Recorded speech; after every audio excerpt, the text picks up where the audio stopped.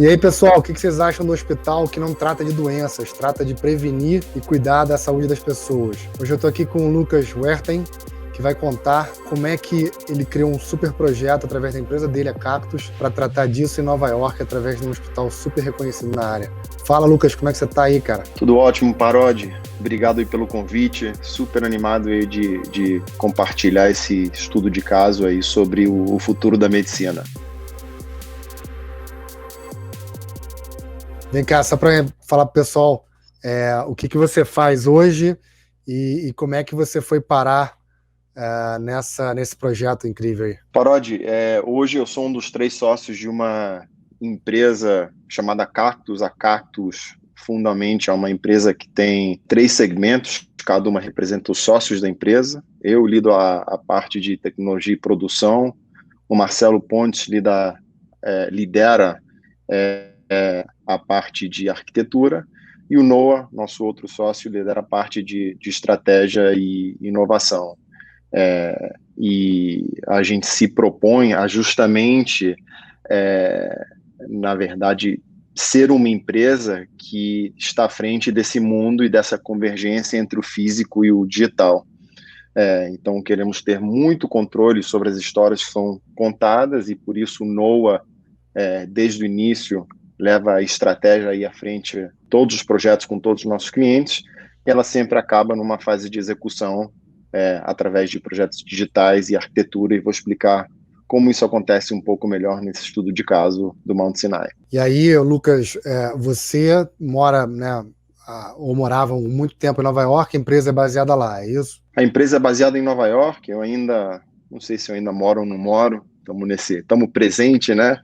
Nesse momento aí estranho, mas a empresa estava em Nova York também, todo mundo morando cada um em um lugar, e atuamos muito nessa área de medicina e bem-estar. Como que a gente chegou nesse projeto? A gente tropeçou nesse projeto, Paródia. A gente, na verdade, fundou a Cactus pensando que seria uma empresa focada no mundo de eventos, e a gente nunca sequer fez um evento. E eu diria que hoje em dia 70%, 80% da nossa receita vem desse mundo de saúde, bem-estar, academias, inovação nesse mundo de wellness. Excelente. E o que você tem pra gente aí? Tô sabendo que você trouxe um material aí.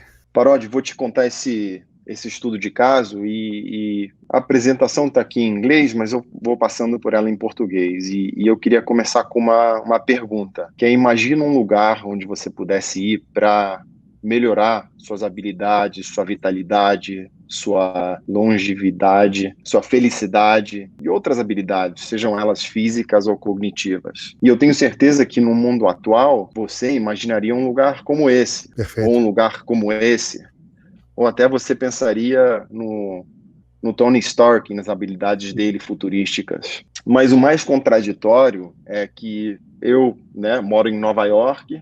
Essa aqui é um exemplo de uma sala de um médico, mas a sala do meu médico é exatamente assim, sendo uma das cidades, uma das maiores cidades, de importância econômica, social, poder. Você não imaginaria que uma sala em Nova York também seria assim. Então, o que acontece é que a gente, como uma empresa de design focada em arquitetura, em espaços físicos, na convergência desse espaço físico e digital, percebe que há um lag muito grande nesse campo da saúde, e especialmente na experiência do consumidor quando ela é comparada a outras indústrias. E isso se dá porque a tecnologia e as empresas que saíram do Vale do Silício, elas têm aumentado demais a expectativa do consumidor, né? As coisas são muito fáceis e muito transparentes e muito simples hoje, através do uso de aplicativos que são muito bem pensados para essa experiência do usuário, seja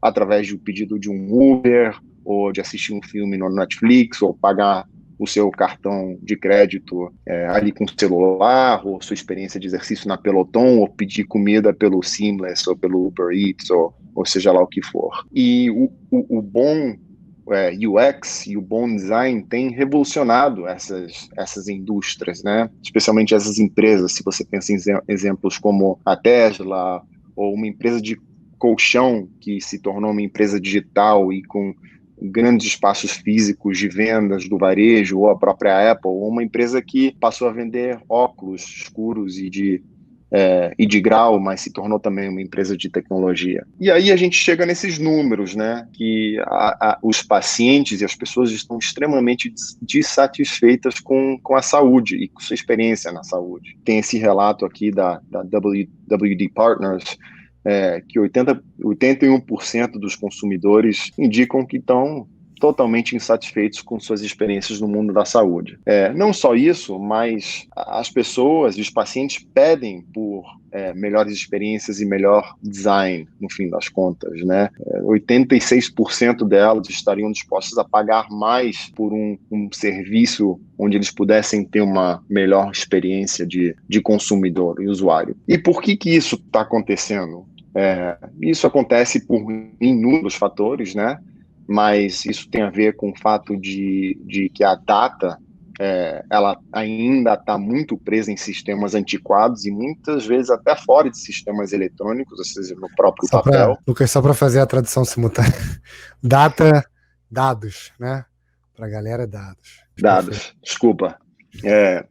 Os dados estão muito antiquados, né? Muitas vezes em sistemas eletrônicos muito fechados ou até em papel. As APIs ainda estão muito incipientes, ou seja, se você fosse imaginar um cano onde duas empresas têm que se comunicar, ou dois sistemas, isso ainda é muito pouco usado no sistema de saúde. Software customizado é super caro, né, para desenvolver, para construir, para desenhar. Os sensores ainda são poucos e caros, os testes médicos ainda são difíceis de acesso, os designers não têm relevância suficiente no mundo da saúde, porque existem outras prioridades, e os pacientes constantemente são considerados a última ponte do processo, e não a primeira, que nem nas outras indústrias. E o que a gente tem visto em uma evolução é que agora ou daqui a pouco, né,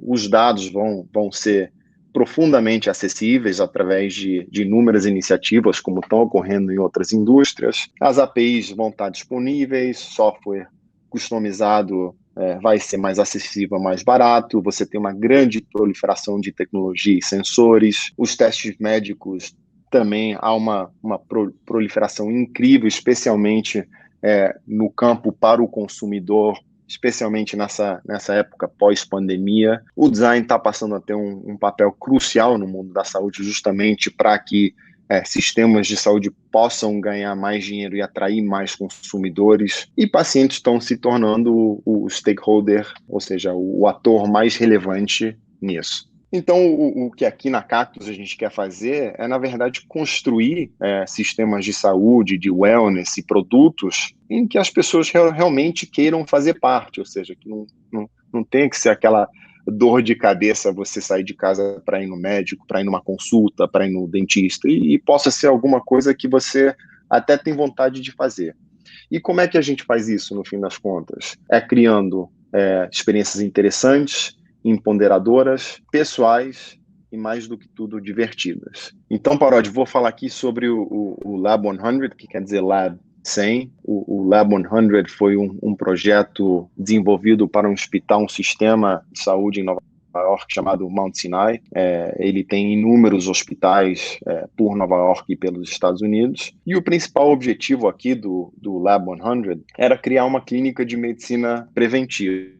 E a principal premissa dos pesquisadores que contrataram a gente, pesquisadores que faziam parte de um instituto que é responsável por pesquisa de dados e como trazer dados para a medicina para tornar a medicina mais eficiente, ou seja, pessoal de uma área chamada Biodata, eles fizeram uma grande analogia para a gente quando a gente começou a trabalhar com eles.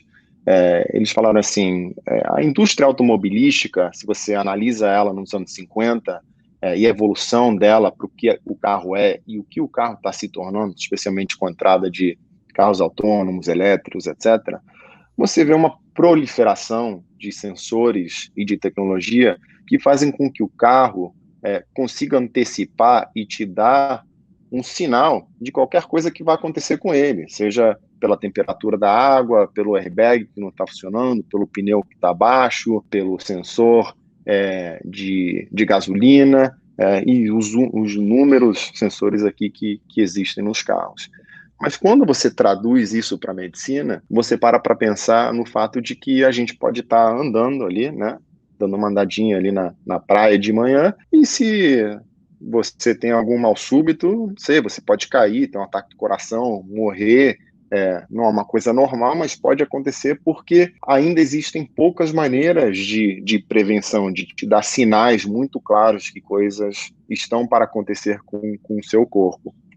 Então, o Lab 100 é um espaço físico, é uma clínica física que foi criada com o intuito de uma clínica de prevenção. E vou te explicar um pouquinho como isso aconteceu. Quando a gente começou a trabalhar com o Mount Sinai, eles tinham essa sala e uma série de testes. E a proposta deles, justamente porque são um instituto de pesquisa e tinham ganho uma bolsa do governo para fomentar a pesquisa de dados, era que eles queriam que a gente entrasse e criasse maneiras interessantes de captar data através dos testes médicos que eles tinham identificado. E a ideia era que eles iam pagar as pessoas para irem até essa clínica, que ainda não tinha nome, não tinha design, não tinha tecnologia, justamente porque eles estavam interessados nos dados das pessoas.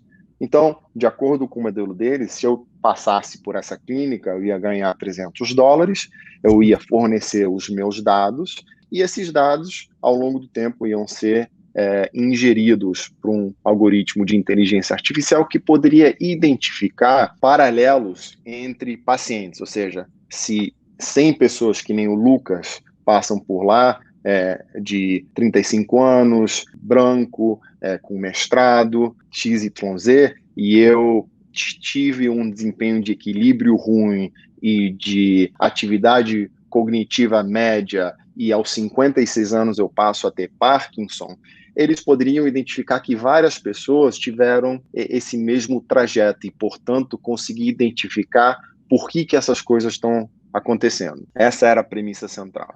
Mas o que a gente falou para eles, Parodi? A gente falou que, em vez de você pegar esse orçamento que você tem, que era um orçamento de alguns milhões de dólares para investir em pacientes que poderiam pagar para os pacientes, por que você não dá esse dinheiro para a gente e deixa a gente criar um conceito para você que vai ser tão interessante que as pessoas, na verdade, vão querer pagar para vir o Lab 100. Então, deixa a gente passar por um processo estratégico aqui, ajudar você a pensar o que essa clínica vai ser, como que a gente vai posicionar essa clínica, como que a gente vai desenvolver a marca e a estética dessa clínica e como que a gente vai desenvolver a tecnologia e história por trás dela para que as pessoas tenham interesse de pagar para vir para cá, ou seja, tornar uma experiência quase que uma mistura de educação com entretenimento com saúde.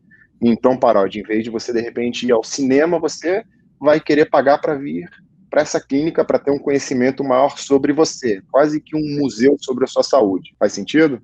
Perfeito, maravilhoso. Então, como é que essa experiência começa? Essa experiência foi desenvolvida com toda uma estética clean, que saiu um pouco desse mundo médico e te jogava mais para esse mundo um pouco mais futurístico. O objetivo do app é que você preencha todos os seus dados, faça seu agendamento, seu pagamento, ali no conforto da sua casa, no seu sofá.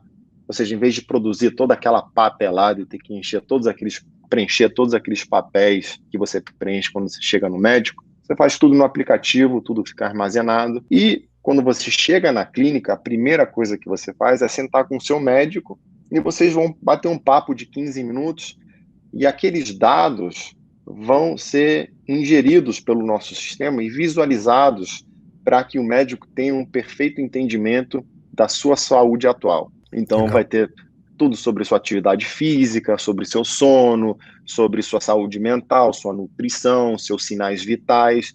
E aqui vai ter um leve bate-papo de como você se encontra, como você se sente e o que você quer melhorar. Dentro do Lab 100, o paciente vai passar por 10 testes, e eu vou passar por alguns deles, mas o mais interessante aqui para entender é que todos os testes que o paciente está passando, ele vai gerando resultados em tempo real.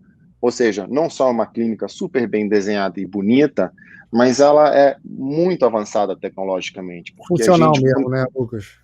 Exatamente, a gente conectou, Parodi, todos os aparelhos a um sistema back-end que está puxando esses dados em tempo real, te mostrando aquele teste que você fez. Então, isso faz com que não só você tenha uma experiência muito mais interessante e atual, mas que o diálogo com o médico realmente possa ser usado e ser uma coisa muito mais funcional, como você ilustrou. Aqui é um pouco da arquitetura e como ele foi construído de uma maneira muito modular, ou seja, para a gente poder ter um processo bastante flexível se tivesse que mudar alguma coisa, algum teste durante essa experiência de usuário.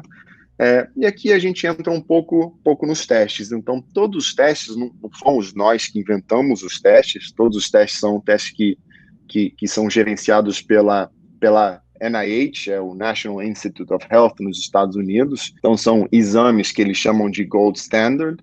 Então, nesse aqui, por exemplo, essa jovem está passando por um exame de habilidades cognitivas. Aqui é um exame que a gente criou instigando e usando a realidade virtual para motivar o paciente a usar força. Então, ele aperta esse aparelho e ele está dentro de ambiente de realidade virtual onde coisas aumentam e diminuem de acordo com a força que ele exerce. Aqui é um teste de habilidades motoras para entender o seu desempenho.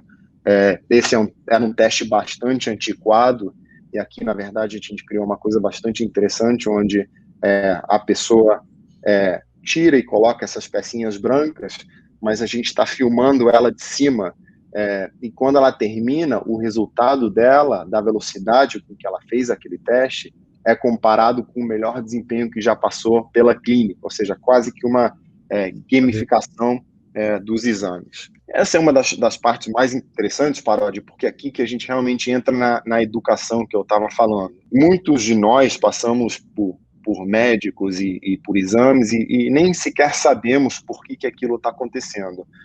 Nessa foto, por exemplo, esse jovem está passando pelo exame de sangue, onde ele tira sangue e tem uma máquina aqui que roda o exame e os resultados saem em aproximadamente 10 minutos.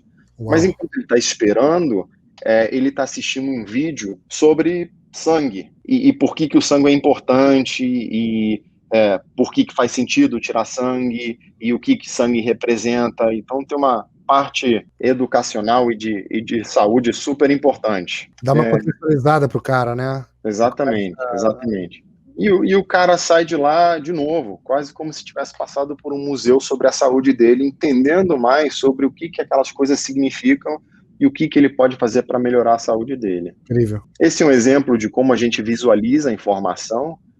Então, né, como que por exemplo, a atividade física é visualizada uma vez que você preenche esses dados. Aqui é um outro exemplo de como que a gente mostra os resultados de acordo com aonde você se encaixa naquela população, né? Então, se você está tendo um desempenho otimizado, mediano ou submediano, ou até ruim, de acordo com o que você estiver fazendo, mas, de novo, gera uma informação e contextualização de uma maneira que não são só mais aqueles números que não tem representatividade alguma para você que está enxergando aquilo. E, além disso, a gente criou toda a marca, deu o nome de Lab 100 para o Mount Sinai, criou uma marca representativa que tem a ver com ciência, com educação, com futuro, e toda a campanha de marketing. E aí, no fim das contas, depois que você passa por todos aqueles exames, em mais ou menos 90 minutos de consulta, Parodi, você para nesse sofá aqui, diante dessa grande tela, onde tem, na verdade, um panorama de tudo que você fez e de como sua saúde se encontra. E aí aqui você acaba batendo um papo de 15 minutos com o médico, que vai te passar recomendações de acordo com o seu estado, ou seja, se você teve um equilíbrio ruim, um exame de equilíbrio, ele vai recomendar um pouco mais de yoga e flexibilidade.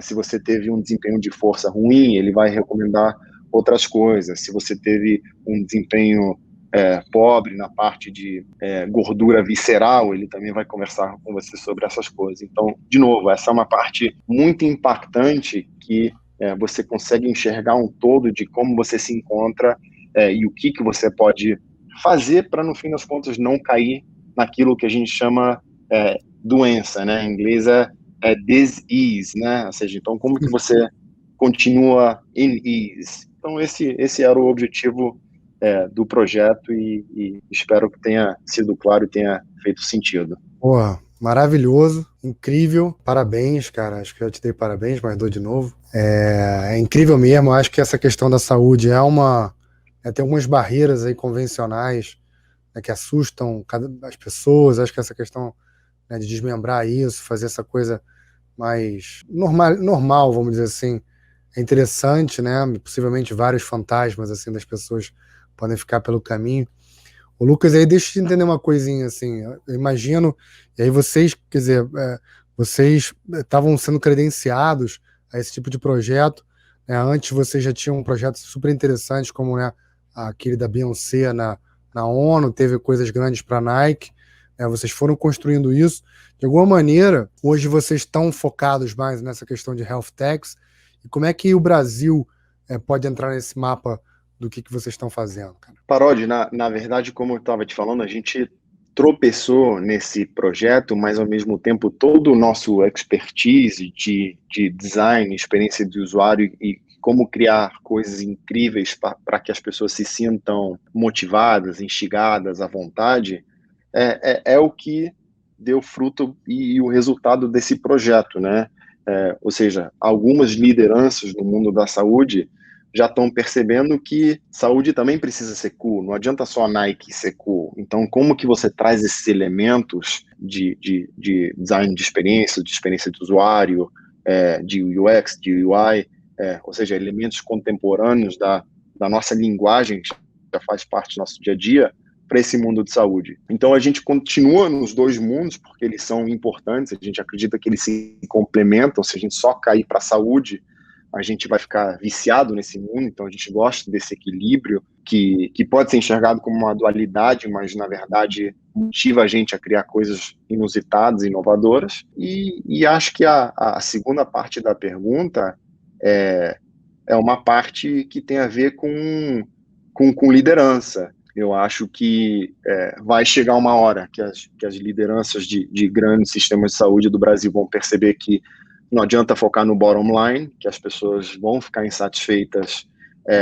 com os sistemas que estão sendo, os serviços e sistemas que estão sendo oferecidos, e vai precisar se pensar um pouco mais fora da caixa, porque vai ser a expectativa das pessoas. Eu não quero desenhar um Lab 100 para o Mount Sinai, assim, adorei, mas eu quero desenhar uma coisa que para o Brasil, que as pessoas tenham acesso, que vai ser interessante, que vai gerar novos tipos de receita para novos sistemas de saúde no Brasil, startups e realmente fomentar essa cultura de inovação aqui nesse país. Mas acho que isso é uma questão que vem das lideranças, Parodi.